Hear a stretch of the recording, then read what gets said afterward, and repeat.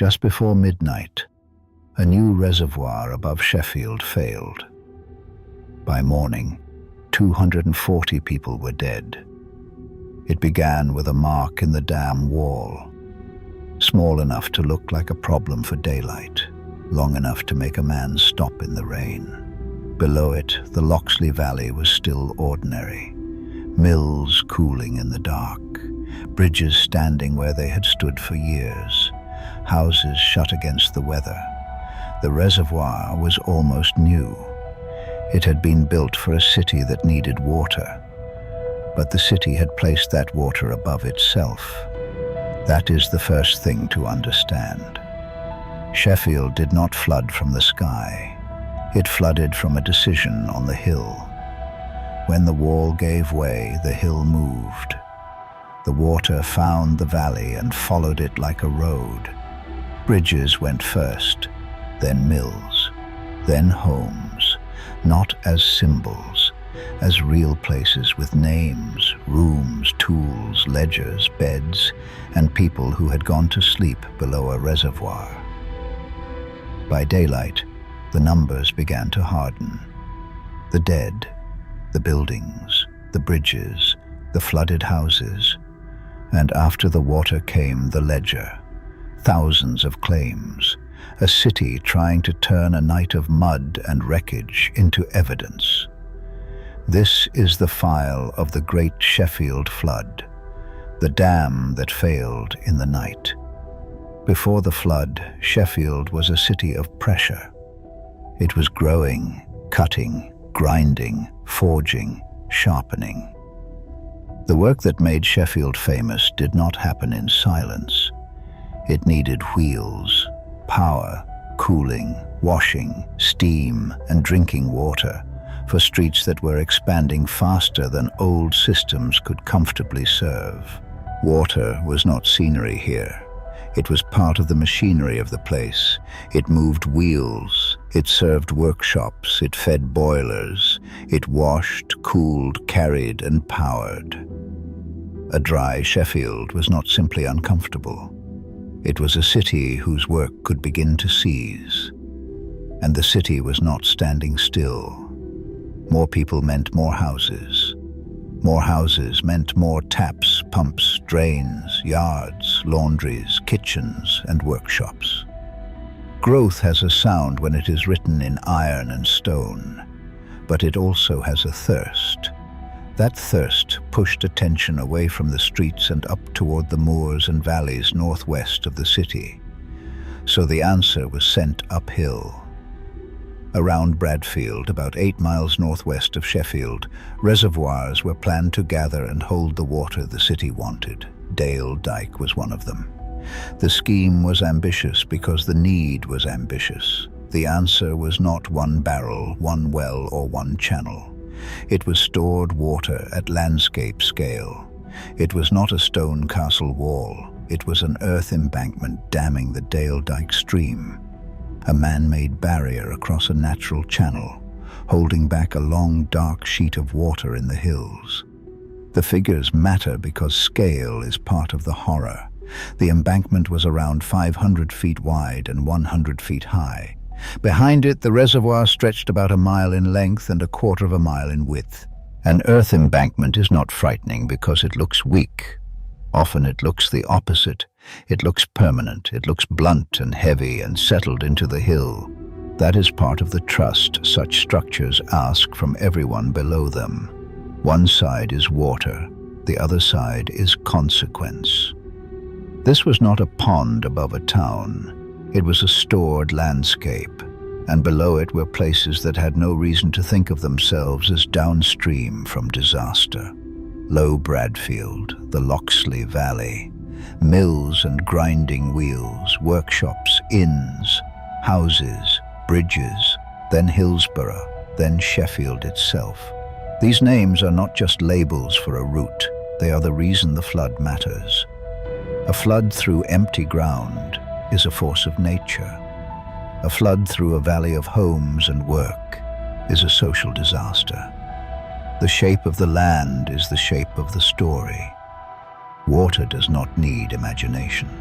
It needs a route. Once released, the water did not need to decide where to go. The valley had already decided for it. Every narrowing, every bend, every channel, every bridge became part of the mechanism. On the 11th March 1864, that route was still waiting. The weather was bad. Wind moved across the water. Rain came in hard. In the darkness, the new reservoir was near completion, heavy with the weight it had been built to hold. Then the crack was seen. That is one of the most dangerous moments in any disaster story. The moment when something looks wrong, but not wrong enough for everyone to agree what it means. This is where hindsight becomes cruel. Looking back, every warning seems loud. In the moment, warning often looks like inconvenience, uncertainty, and bad weather.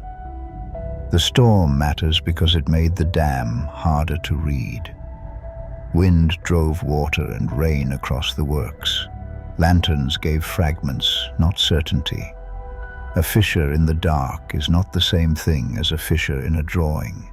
A crack in an embankment does not announce itself like a collapsing tower. It sits there. It invites argument. Frost, settlement, surface damage, storm pressure. Nothing, something, wait, act. But the valley below cannot hear an argument inside a dam wall. Word went out. Men came to look. The resident engineer, John Gunson, was called to Dale Dyke. Gunson was not a pantomime villain. That matters. This story is not made stronger by making a monster where the record gives us a system, a judgment, a company, a design, and a night of decisions under rain. The easy version of the story would make one man carry the whole flood. The truer version is heavier. The reservoir existed because a city needed water. The company existed to provide it. Engineers signed off judgments. Workmen raised alarms. The valley waited under all of it. The terror is colder than that. The men at the dam were looking at a line in the earth and deciding whether the city below them needed fear. Measures were attempted to draw water down. But when a reservoir is already holding an immense volume, lowering the level is not the same as undoing the danger. The difference between action and enough action is sometimes invisible until the structure fails. A valve can be open, water can be escaping, men can be working, and still the weight behind the wall can be far beyond the remedy. The dam had time, then it did not. The line became a wound, and the night opened. Within an hour, around 650 million gallons swept through the breach. Sheffield City Council records the released water as 114 million cubic feet. Numbers this large are hard to feel until you give them a shape. The gap torn through the dam was about 110 yards wide at the top and 70 feet deep. A gate in the hill had opened, and the thing behind it had been waiting with the patience of gravity. First came the upper valley. Low Bradfield was nearest to the dam, and nearest to the first violence of the flood. In the dark, water did not arrive as a warning. It arrived as impact. The first places hit had the least room for disbelief. A sound in the distance, a change in the air. Then the arrival of something too large for a lane, too fast for a room, too violent for ordinary doors and walls. Buildings were struck before people could understand the scale of what had happened. Walls that had belonged to normal life were suddenly part of the water's path. This is why the visuals of the flood should never be clean. The water was not clean. It took the valley into itself. A beam from one place could break a window somewhere else. A door from one building could batter the next. A bridge could become a blockage, then a weapon. Then the flood moved on. The Loxley Valley was heavily industrialized. That sentence can sound dry, but in this story it means the valley was full of things water could smash, lift, jam, and turn into more destruction. Mills, grinding wheels, workshops, warehouses, inns, domestic dwellings. A working landscape built close to water because water had always been useful. In a flood, usefulness becomes exposure. Every place built beside useful water had made a bargain with it. Usually, the bargain held. The channel stayed within its working shape. The wheel turned. The mill race carried power in an orderly line. But when Dale Dyke failed, the water left the human bargain behind. It was no longer there to serve work. It was there because gravity had been given a breach. The contemporary damage lists are stark. Mills totally destroyed. Workshops and warehouses totally destroyed. Shops, houses, beer houses. More mills, more workshops, more shops. Hundreds of houses partly destroyed. These lists should move quickly on screen because the point is not paperwork. The point is variety. The flood hit workplaces, gathering places, shops and homes. It did not stay in one category long enough for people to understand it as one kind of loss. On the upper Loxley, the flood reached a depth of about 26 feet. That is not water at the ankles. That is not a street flood. That is a building being swallowed by a moving wall. By the time the water reached Hillsborough, it had already collected the valley into itself. Timber, tools, stone, mud, machinery, furniture, doors. That moving debris changed the character of the flood. Water alone is force. Water carrying wreckage is force with edges. Floodwater is never only water. It becomes everything it has already broken. In a house, 6 feet of water is not an abstract measurement. It is the height of a person. It is cupboards underwater, beds lifted, doors jammed, stairs cut off, and the floor no longer behaving like a floor. As far as Ladies' Bridge in the center of Sheffield, the flood was still recorded at around 6 feet deep. 6 feet is enough to turn a street into a channel, enough to hide steps, drains, thresholds, railings, and roads, enough to make a familiar place unreadable. Morning did not reveal one disaster. It revealed hundreds of smaller ones laid over each other. There is a particular cruelty to daylight after a flood. At night, the fear is movement.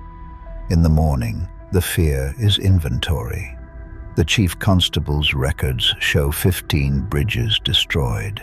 They show 100 buildings destroyed. Around 4,000 houses were flooded, and 240 people were drowned. The number is necessary, but numbers can also protect us from what they mean. 240 is a public figure. It can be printed, repeated, and filed. But each death also belonged to a room, a street, a trade, a family, a set of people who knew exactly who had not come back into the day. We do not need to show the dead to feel the absence. The absence is in the door left open, the hearth gone cold, the tool that no one lifts, the route to work that now ends at broken stone. The claims that followed are where the flood changes scale again. Not bigger this time, smaller. The Sheffield Flood Claims Archive holds 6,524 claims for damage, 347 claims for injury, and 116 claims for loss of life. In total, 6,987 claims were brought against the Sheffield Water Company. Those 3 categories tell you what the law could see: property, injury, death, But life is not lived in categories.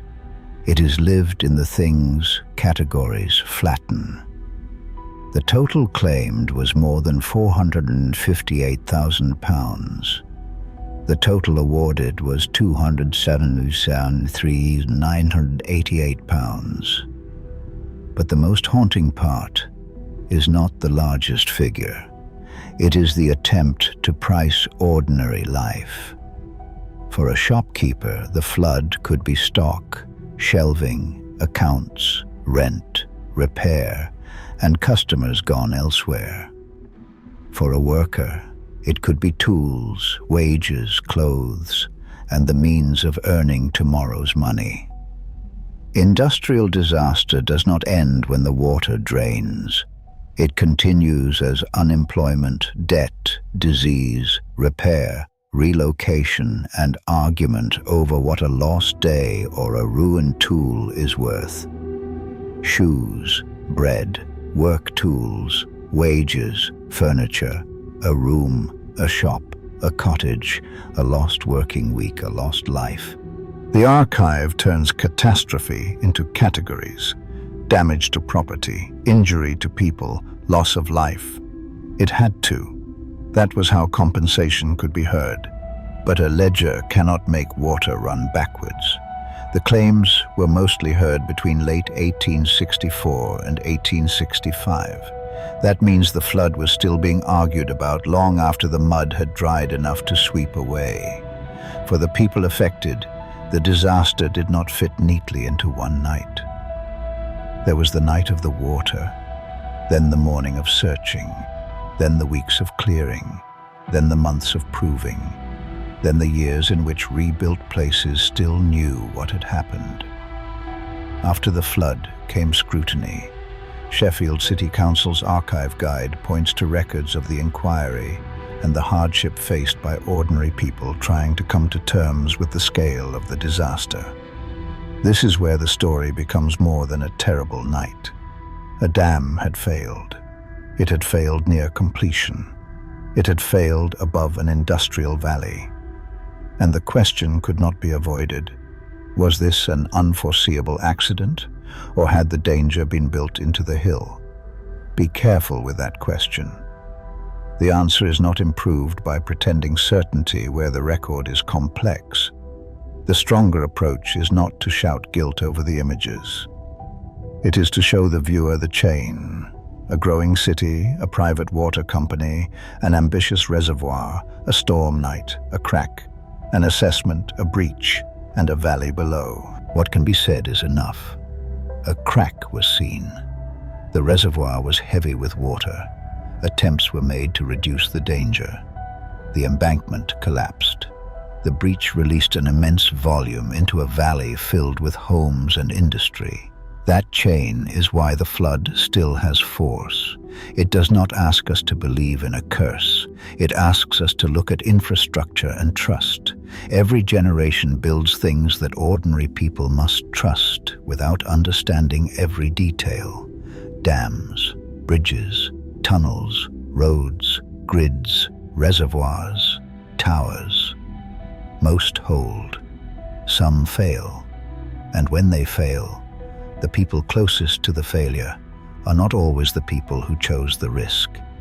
And Sheffield paid for it in the only currencies disaster accepts: time, bodies, labor, memory, and repair. There was relief. There were claims. There was compensation. There were arguments over liability, judgment, engineering, and loss. About 3/4 of the claims were awarded by agreement, consent, or assent. Many were small. The archive notes that 67% of awards were for less than £10. Less than £10 could still be a great deal to the person who had lost the things it represented. The archive's money examples make the period feel close. Bread in pence, shoes in shillings, a cottage by the year or by the week, cleaning up after the flood paid as labor by the day. So when an award looks small to modern eyes, it may still sit beside a week's wage, a pair of shoes, or the rent that kept a roof over a family. The arithmetic is old, but the pressure is recognizable. That is why the claims matter. They are not only accounting, they are the flood after the flood. The long work of proving loss to people who did not live through your room, filling with black water. The Great Sheffield Flood is sometimes called forgotten. That word is useful, but not entirely fair. Sheffield remembered, families remembered, archives remembered. The valley remembered in altered bridges, rebuilt places, and names that stayed attached to water. But outside the city, the disaster never became as famous as other Victorian catastrophes. Perhaps because it was not one clean image, not one bridge falling, not one ship going down, not one fire. It was a sequence, a stored risk, a storm, a crack, a judgment, a breach, a valley, a city, a ledger. That structure gives us the film, not a slow walk through old documents, a descent from the hills to the archive.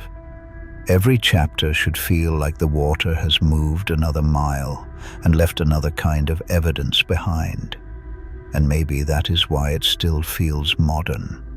A city needed infrastructure. Engineers and companies built it. People trusted that what stood above them had been made well enough to hold. Most of the people below Dale Dyke did not choose the risk. They inherited its geography. That is the dark in this archive. Not only that water came, but that it came from something built to serve the city. The Sheffield Flood left records because the living needed answers. It left numbers because the scale had to be spoken. It left claims because the water had taken things the law could only half understand. And it left one question in the hills above Sheffield. When danger is stored above ordinary life, who carries the weight before the wall breaks? That was the Great Sheffield Flood, the dam that failed in the night.